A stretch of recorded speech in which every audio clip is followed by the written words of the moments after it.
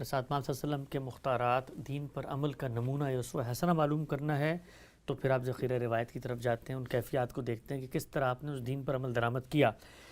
اگر دوسری طرف سے یہ کہا جائے کہ جس چیز کو آپ کہہ رہے ہیں کہ رسول اللہ کے مختارات معلوم کرنے کے لیے ہم جا رہے ہیں ذخیرہ روایت میں، ہمیں ذخیرہ روایت سے یہ نظر آتا ہے کہ وہاں پر اللہ کے پیغمبر کا ایک عمل نقل ہوا ہے کہ آپ ہمیشہ دوام اور استمرار سے رفع دین کرتے تھے۔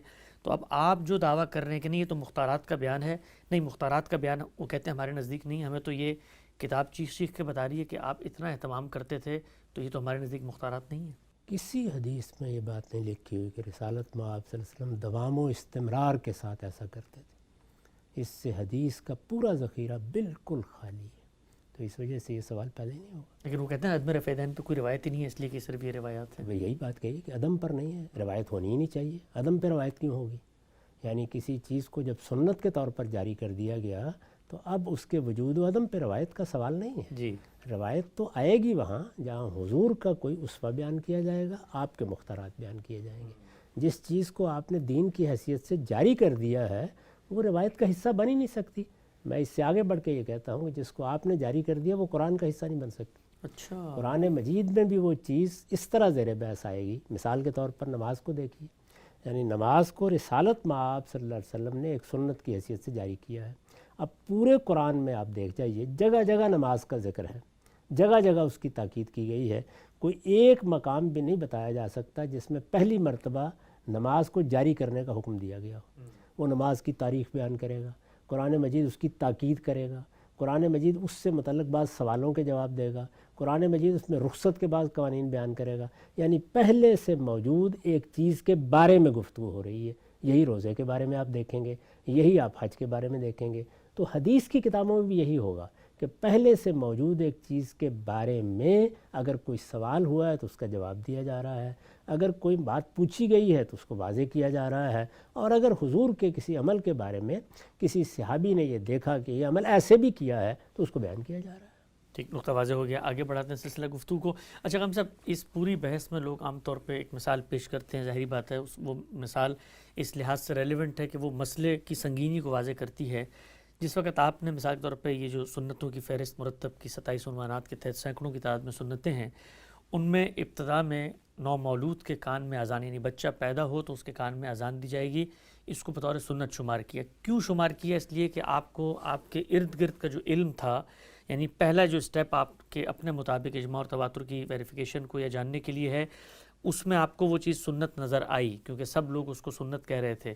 لیکن جیسے جیسے آپ اوپر جاتے گئے تو معلوم یہ ہوا کہ یہ چیز تو سنت نہیں ہے، اس لیے بعد کے ایڈیشن میں وہ سنت کی فہرست میں نہیں آئی۔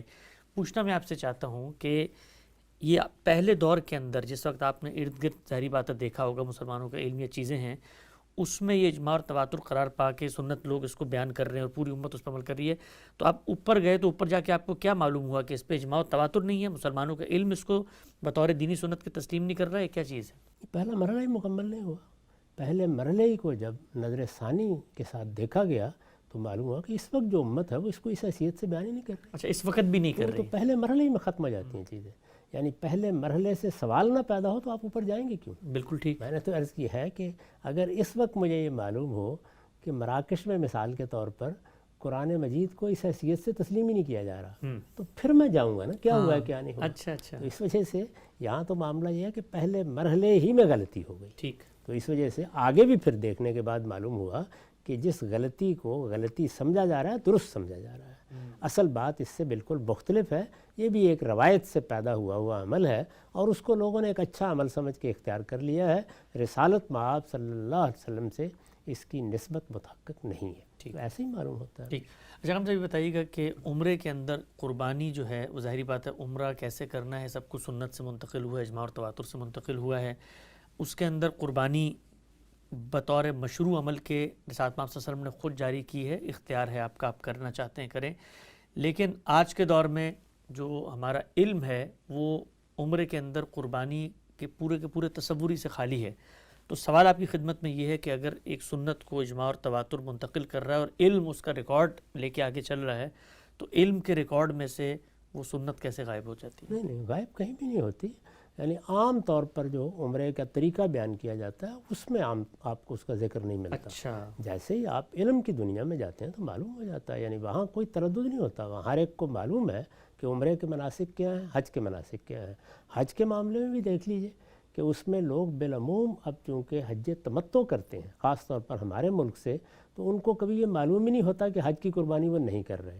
تو نفل چیزوں کے بارے میں یہ چیز عام طور پہ پیدا ہو جاتی ہے، یعنی لازمی چیزیں جاری رہتی ہیں لیکن نفل چیزیں بعض اوقات اہتمام سے ہوتی رہتی ہیں، بلکہ فرائض سے بھی زیادہ اہتمام کے ساتھ ہونے لگ جاتی ہیں، اور بعض اوقات لوگوں کے ہاں فراموش ہو جاتی ہیں.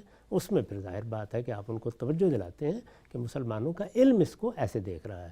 تو یہاں یہ نہیں ہے کہ علم اس کو ایسے نہیں دیکھ رہا، عام طور پر جو لوگوں کا رویہ ہے وہ زیر بحث آتا ہے. ٹھیک.